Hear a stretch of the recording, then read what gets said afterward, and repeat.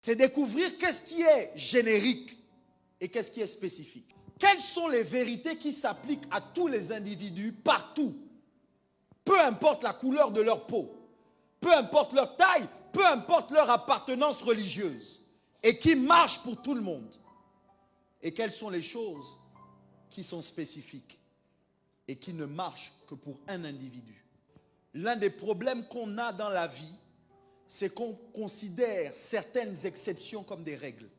La femme à la perte de sang, est-il possible que ce ne soit pas une règle mais une exception? Lazare, est-il possible que ce ne soit pas une règle mais une exception?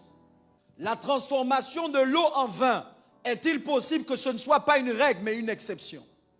N'es-tu pas en train d'attendre que Dieu fasse avec toi ce qu'il a fait exceptionnellement avec l'autre?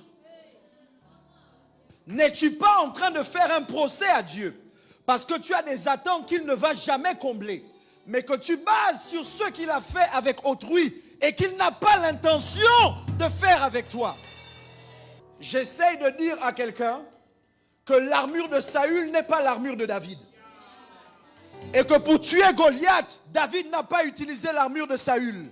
Parce que quand bien même, normalement, quand on est dans un combat, on a besoin d'une armure. Pour ce combat-là, Dieu n'avait pas prévu que David ait une armure. David a failli manquer l'opportunité de sa vie parce qu'il s'est laissé mettre dans une boîte par quelqu'un qui n'avait pas réussi à tuer le géant qu'il s'apprêtait à affronter.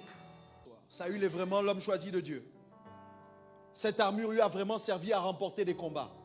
Sauf que pour tuer ce géant-là, son armure ne servait à rien. Attention, ne fais pas des exceptions des règles.